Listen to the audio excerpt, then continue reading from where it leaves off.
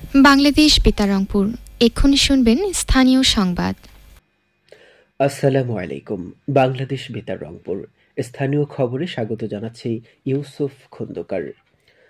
সারা দেশের মতো আজ দুপুর ১টা থেকে রংপুরে ২০২৩ সালের ডিগ্রি পাস ও সার্টিফিকেট কোর্স প্রথম বর্ষ পরীক্ষা শুরু হয়েছে। জাতীয় বিশ্ববিদ্যালয়ের অধীনে রংপুর সরকারি কলেজ, সরকারি বেগম রোকেয়া কলেজ এবং হারাগাছ সরকারি কলেজ কেন্দ্রে এই পরীক্ষা অনুষ্ঠিত হচ্ছে। পরীক্ষা চলাকালীন কেন্দ্রের ২০০ গজের মধ্যে সকল প্রকার জনসমাবেশ, মিছিল, মিটিং ও অবৈধ অনুপ্রবেশ নিষিদ্ধ ঘোষণা করা হয়েছে। নির্দেশনা অমান্যকারীদের বিরুদ্ধে যথাযথ আইনানুগ ব্যবস্থা গ্রহণ করা হবে। রংপুর মেট্রোপলিটন পুলিশের এক সংবাদ বিজ্ঞপ্তিতে এ কথা জানানো হয়েছে। বৈষম্য বিরোধী ছাত্র আন্দোলনে বেগম রোকেয়া বিশ্ববিদ্যালয়ে আহত শিক্ষার্থীদের চিকিৎসা নিশ্চিত করার লক্ষ্যে রংপুর মেডিকেল কলেজ হাসপাতালের ডাক্তার মুখলেসুর রহমানকে আহ্বায়ক করে ৫ সদস্যের মেডিকেল বোর্ড গঠন করা হয়েছে। বিশ্ববিদ্যালয়ের উপাচার্য অধ্যাপক ডক্টর মোহাম্মদ শওকাত আলী গতকাল বলেন, বৈষম্য বিরোধী ছাত্র আন্দোলনের সময় আহত শিক্ষার্থীদের চিকিৎসা সংক্রান্ত বিষয়াদি পর্যালোচনার জন্য এই মেডিকেল বোর্ড গঠন করা হয়। উপাচার্য আরও বলেন, জুলাই আগস্ট বিপ্লবে ছাত্রদের ভূমিকা ছিল সবচেয়ে বেশি।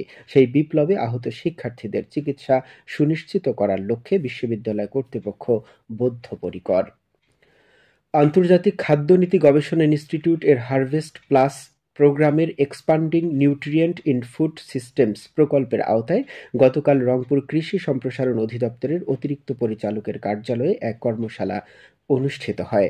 কর্মশালায় অপুষ্টিতে ভোগা জনগোষ্ঠীর জিঙ্কের ঘাটতি কমানো এবং রোগ প্রতিরোধ ক্ষমতা শক্তিশালী করতে ভোক্তা বৈশিষ্ট্য বিবেচনায় রেখে চাষের জন্য উপযুক্ত আরও বায়োফর্টিফাইড শস্যের জাত উদ্ভাবনের উপর গুরুত্ব আরোপ করা হয়। কৃষি সম্প্রসারণ অধিদপ্তরের রংপুর অঞ্চলের অতিরিক্ত পরিচালক কৃষিবিদ মোহাম্মদ ওবায়দুর রহমান মণ্ডল এবং দিনাজপুর অঞ্চলের অতিরিক্ত পরিচালক কৃষিবিদ মোহাম্মদ হামিদুর রহমান অতিথি হিসাবে উপস্থিত ছিলেন। কুড়িগ্রামের নাগেশ্বরী উপজেলার কচাকাটা থানার ৩টি ইউনিয়নের অসহায় দুস্থ মানুষের চিকিৎসা সেবা নিশ্চিতকরণের লক্ষ্যে গতকাল উপজেলা চত্বরে উপজেলা প্রশাসনের পক্ষ থেকে একটি অ্যাম্বুলেন্স হস্তান্তর করা হয়েছে। কুড়িগ্রামের ডেপুটি কমিশনার নুসরাত সুলতানা এতে প্রধান অতিথি ছিলেন।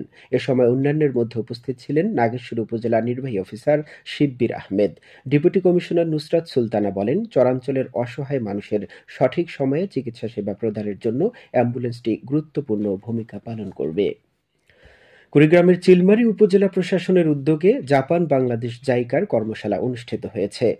আজ সকালে উপজেলা পরিষদ অডিটোরিয়ামে উপজেলা নির্বাহী অফিসার সবুজ কুমার বসাক এর সভাপতিত্বে অনুষ্ঠিত সভায় প্রধান অতিথি ছিলেন দুর্যোগ ব্যবস্থাপনা ও ত্রাণ মন্ত্রণালয়ের উপসচিব কাজী বদরুজ্জামান। এছাড়াও জাইকা বাংলাদেশের বিশেষজ্ঞ টিমের ডেপুটি টিম লিডার আখি হিরো অন্যান্যের মধ্যে বক্তব্য রাখেন।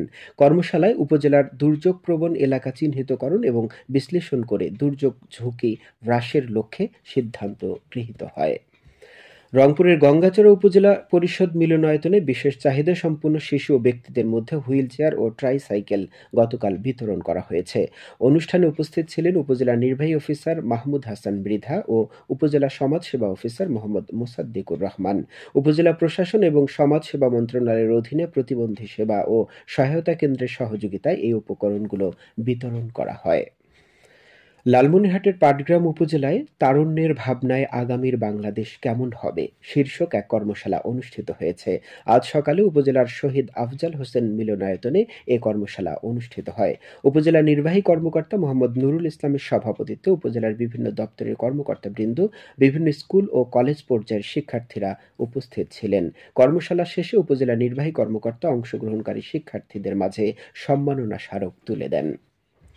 কুড়িগ্রামের চিলমারীতে শামীম হোসেন নামে এক মাদক কারবারিকে আটক করেছে পুলিশ। আজ দুপুরে গোপন সংবাদের ভিত্তিতে চিলমারীর রমনাঘাট এলাকা থেকে তাকে আটক করা হয়। এ সময় মাদক কারবারি শামীমের কাছ থেকে ৩০০ পিস ইয়াবা ও ৫ কেজি ১০০ গ্রাম গাঁজা জব্দ করে পুলিশ।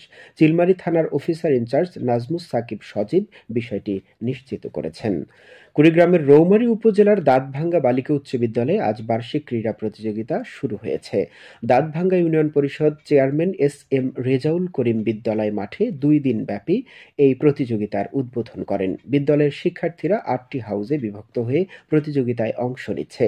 আগামীকাল প্রতিযোগিতার সমাপনী দিনে বিজয়ীদের মাঝে পুরস্কার বিতরণ করা হবে। সবশেষে আবহাওয়া। আজ সন্ধে ৬টা পর্যন্ত পূর্বাভাসে বলা হয়েছে দেশের অভ্যন্তরীণ নদীবন্দরগুলোর জন্য কোনো সতর্কবাণী নেই এবং কোনো সংকেতও দেখাতে হবে না। খবর শেষ হলো। আমাদের পরবর্তী স্থানীয় খবর প্রচারিত হবে সন্ধে ৭টায়।